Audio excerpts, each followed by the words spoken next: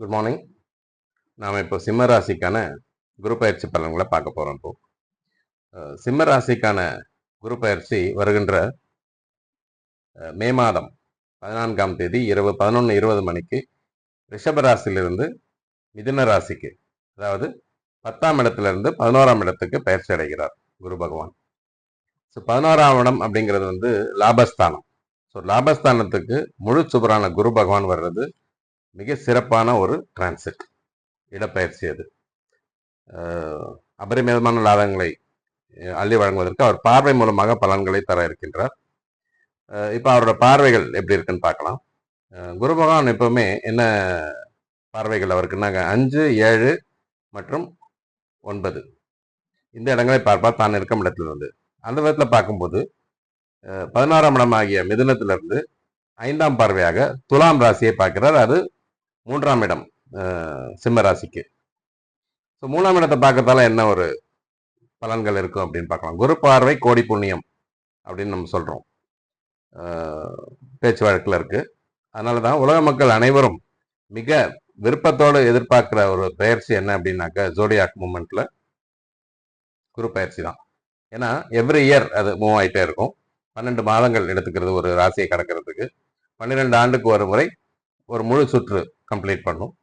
சிம்ம ராசிக்கு குரு பகவான் வரும்போது தான் மகாமகம், கும்பகோணத்துல மகாமகம் நடக்குது. ஸோ அதனால மிக சிறப்பான ஒரு ராசி சிம்ம ராசி அப்படிங்கிறது. அதுக்கும் குருவுக்கும் ஒரு சிறப்பான ஒரு தொடர்பு இருக்குன்னு நம்ம சொல்லணும். ஏனென்று சொன்னால் குரு பகவான் சிம்ம ராசிக்கு 5ஆம் இடத்த அதிபதி மற்றும் 8ஆம் இடத்த அதிபதி. ஸோ இந்த சிறப்புகளோடு தான் இப்போ பார்வை மூலமாக பலன் கொடுக்க வருகிறார். 3ஆம் இடம் என்பது சகாயஸ்தானம் அப்படின்னு சொல்றோம். அப்படின்னா என்ன சகாயஸ்தானம்? Benefits. You get lot of benefits through your relatives, brothers and sisters. தைரிய வீர ஸ்தானம் அப்படின்னு சொல்றோம். புதிய தொழில்கள் தொடங்குவதற்கான மிக சிறப்பான ஒரு வாய்ப்பை குரு பகவான் அள்ளித்தர இருக்கின்றார் துலாம் ராசியை பார்க்கறதால. அது 3ஆம் இடம். சரி, இப்ப 5ஆம் இடத்தை பார்க்கிற 5ஆம் இடம் என்பது குரு பகவானுடைய சொந்த வீடு, மூல திருக்கோண வீடு, தனுசு வீடு. சிம்ம ராசிக்கு 5ஆம் இடத்து அதிபதி 5ஆம் இடத்தையே பார்க்கிறார் 11ஆம் இடத்துல இருந்து. 5ஆம் இடம் பூர்வ புண்ணிய ஸ்தானம் அப்படிங்கிறோம். புத்திரகாரகன் மற்றும் தனகாரகன் அப்படின்னு இன்னொரு பெயர் இருக்கு குரு பகவானுக்கு. ஸோ புத்திரகாரகன் 5ஆம் இடத்தை பூர்வ புண்ணிய ஸ்தானத்தை பார்க்கறதால அடுத்த சந்ததிகள் மிக சிறப்பான உன்னத நிலைக்கு வருவதற்கான வாய்ப்பு இருக்கு. ரீசெண்டா கல்யாணம் ஆயிருந்த கப்பல்ஸா இருந்தா அவங்களுக்கு அடுத்த சந்ததிகள் ஏற்படுறதுக்கான வாய்ப்பு உண்டு. உங்க பசங்க உங்களுக்கு வர இந்த டிரான்சிட்டால அவங்க நல்லா படிப்பாங்க. அந்தந்த ஏஜ்ல இருக்கிறவங்களுக்கு நல்ல வேலை கிடைக்கும், அவங்களுக்கு நல்ல இடத்துல திருமணம் ஆகும். ஸோ எதிர்கால சந்ததிகளுக்கு மிகச் சிறப்பான ஒரு வழிகாட்டுதலும் அருளும் புரிகிறார் குரு பகவான் தனது 5ஆம் பார்வையாக மீனத்தை மிதுன ராசியிலிருந்து தனுசு ராசியை பார்க்கிறதால. சரி, அடுத்தது 9ஆம் பார்வையாக எங்க பார்க்கிறார் அப்படின்னாக்கா கும்பத்தை பார்க்கிறார். கும்பம் ஹேப்பன்ஸ் டு பி 7ஆம் இடம் ஃபார் சிம்ம ராசி. 7ஆம் இடம் கலத்திரஸ்தானம் அப்படிங்கிறோம்.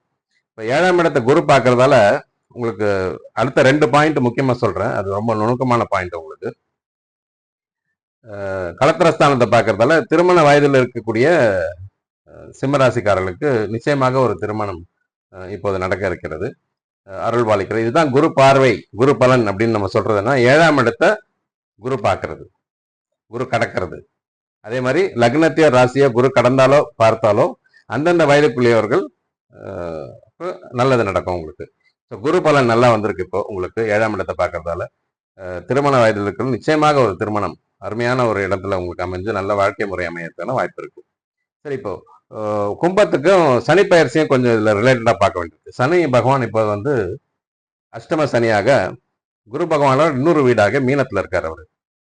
அஷ்டம சனின்னா பொதுவான ஒரு காரணம், பயம் எல்லாருக்கும் உண்டு. அஷ்டம சனி கொஞ்சம் படுத்தி எடுக்கும் அப்படின்ற மாதிரி ஒரு ஒப்பீனியன் இருக்குது. நீங்க முக்கியமா இந்த குரு பயிற்சி, இந்த சனி பயிற்சிக்கு நீங்க பயப்பட வேண்டிய அவசியம் இல்லை. ஏன் அப்படின்றதுக்கு இந்த பாயிண்ட் ரொம்ப நுணுக்கமாக சொல்லியிருக்கோம். நம்ம இதை நல்லா அண்டர்ஸ்டாண்ட் பண்ணிக்காங்க நீங்க. அதாவது கோச்சாரத்துல டிரான்சிட் ஆகிற பிளானட்ஸ்க்கு வந்து வேறு சில பிளானட்ஸ் சில இடங்களில் இருந்தால் அந்த தீய பலன்களை கட்டுப்படுத்துற கெப்பாசிட்டி இருக்கு அப்படின்னு சொல்றோம். அதாவது சனி பகவான் அஷ்டமத்துல இருக்காரு, உங்க ராசிக்கு 8ஆம் இடம். அதே மாதிரி உங்க ராசிக்கு 7ஆம் இடமாகிய கும்பத்துல ராகு பகவான் இப்ப டிரான்சிட் ஆக போறாரு.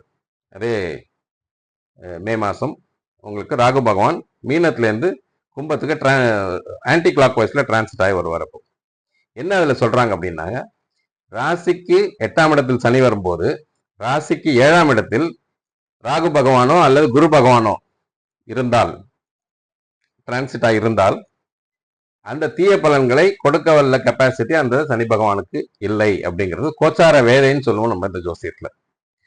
நல்லா புரிஞ்சுக்கோங்க. இன்னொரு தடவை ரிப்பீட் தட் ஒன்.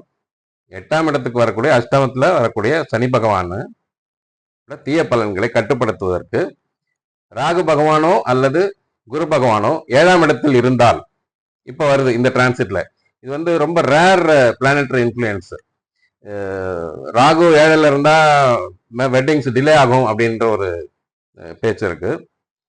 ஆனா அதுக்கு அந்த கும்பராசிக்கு இப்ப குரு பகவானோட பார்வையும் கிடைக்குது. 2 எஃபெக்ட்ல உங்களுக்கு வந்து அந்த 7ஆம் இடம் மிகச்சிறந்த வலுவடைகிறது. இப்போ எப்படி அப்படின்னாக்கா, சனி பகவானோட இல் எஃபெக்ட்ஸ், அஷ்டம சனியோட குணங்களை கட்டுப்படுத்துறார். ராகு 7ல உட்காந்து கோச்சார வேதை என்ற ஒரு ஸ்டேட்டஸ் சனி பகவானுக்கு கொடுத்து சனியை கட்டுப்படுத்துறார், முழுக்க கட்டுப்படுத்துறார். அவர் தீய பலன்கள் செய்ய முடியாது. இப்போ 2வது ஆயுள் காரகன் 8ல வர்றது மிகச்சிறப்பான ஒரு பலன். அவர் தான் இருக்கும் இடத்திலிருந்து 3, 7, 10 இடங்களை பார்க்கிறார். 3ங்கிறது வந்து 10ஆம் இடம் ரிஷபம். அவர் தொழில் காரகன். அந்த விதத்துல பார்க்கும்போது தன் தொழில் காரகத்தையே அவர் கெடுக்க மாட்டார். ஸோ 10ஆம் இடமும் உங்களுக்கு வந்து நல்லா இருக்கு. இப்போ 2ஆம் இடத்தை பார்க்கிறாரு. அவரது 7ஆம் பார்வை கன்னிய, சிம்மத்துக்கு 2ஆம் இடம் அது. அந்த 2ஆம் இடத்தை அவர் பார்க்கும்போது ஃபேமிலி செட்டப்ல கொஞ்சம் டிஸ்டர்பன்ஸ் ஏற்படலாம். மேபி ஒருத்தர் வெளியூர்ல வேலை பார்க்கலாம், இல்ல சிறு சிறு சஞ்சலங்கள் சங்கடங்கள் ஏற்படலாம். அந்த மாதிரியான ஒரு பொசிஷன் தான் இருக்க ஒழிய பெருமளவில் அவர்களால் பாதிக்கப்பட முடியாது. 10ஆம் பார்வையாக தனுசு ராசியை பார்க்கிறாரு. இப்போ தனுசோட குருவோட ஒரு வீட்டுல இருந்து இன்னொரு வீட்டை 10ஆம் பார்வையாக பார்க்கிறாரு. அது 5ஆம் இடம். ஸோ அந்த இடமும் உங்களுக்கு வந்து பாதிப்படையல. ஸோ குரு பார்வை கும்பத்துல விடுறதால 7ஆம் இடம் வலுவடைந்திருக்கிறது, குரு பலன் கிடைச்சிருக்கு. ராகு 7ஆம் இடத்துல இருக்கிறதால சனியோட இல் எஃபெக்ட்ஸை அடுத்த 1.5 வருஷத்துக்கு கண்ட்ரோல் பண்றாரு. He cannot do bad at all. So அஷ்டம சனியை பத்தி சிம்ம ராசி அன்பர்கள் நிச்சயமாக கவலைப்பட தேவையில்லை அப்படிங்கிறது ஒரு கணிப்பு. உங்க குடும்ப ஜோதிடர்கிட்டையும் நீங்க இதை பத்தி விசாரிச்சு கலந்தாலோசித்து மோர் understanding on this planetary influence பார்த்துக்கோங்க.